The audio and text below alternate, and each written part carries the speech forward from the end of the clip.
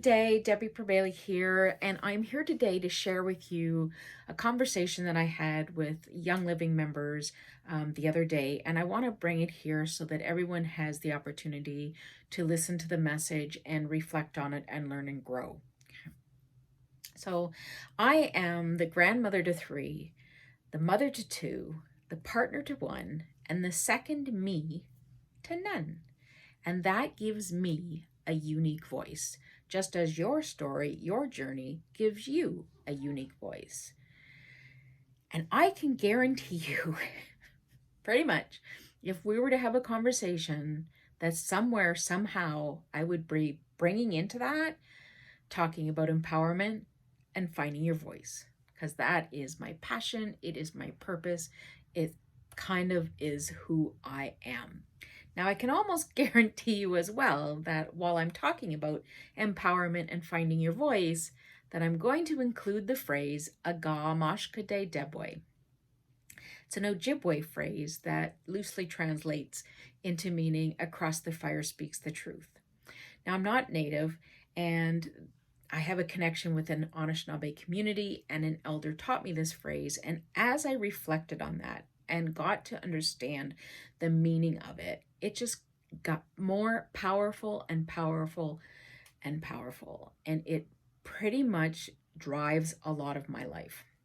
So I talk about it so much, actually, that one of my dear friends, Rhonda Huron, gifted me this piece of artwork. She had it made for me, "Aga mashkade debwe."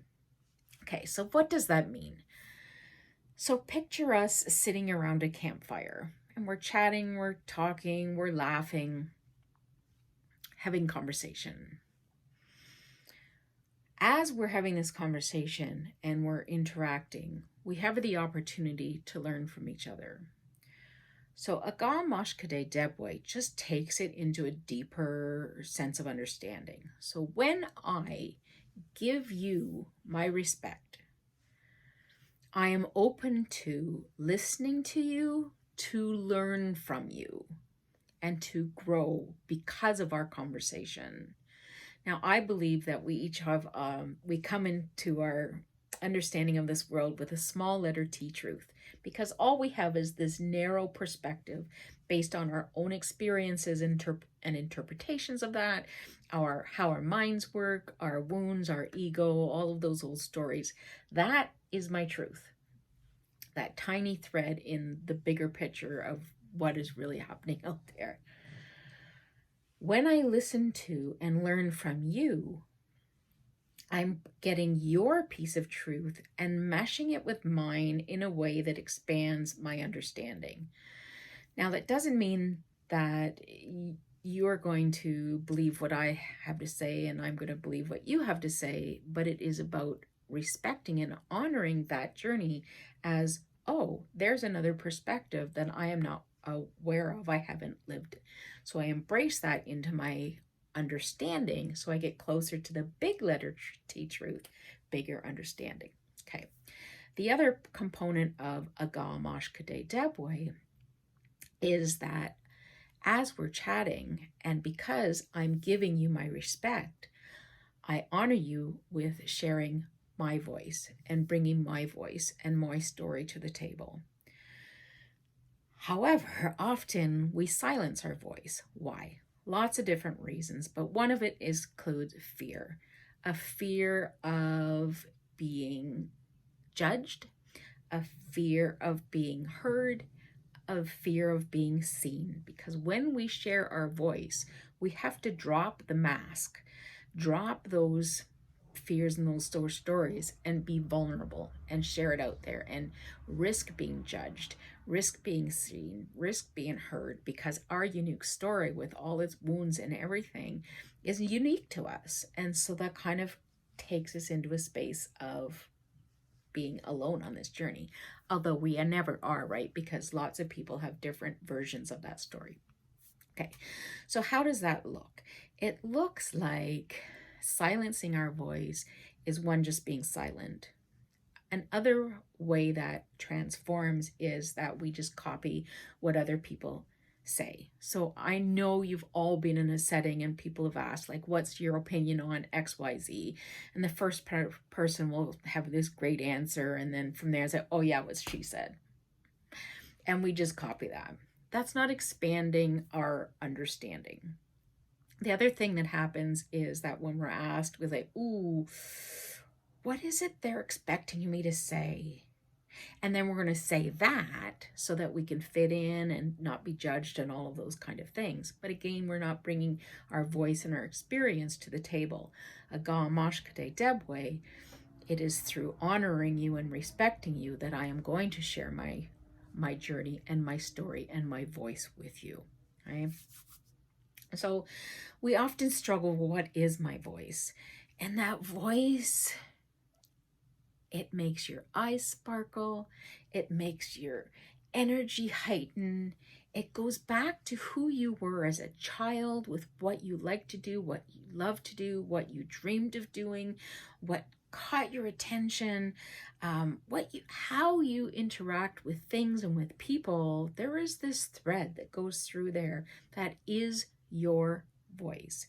And again, for me, it's about empowerment and cheerleading and finding your voice and helping people get toxins out, nature in, body, mind, and spirit to live their highest self.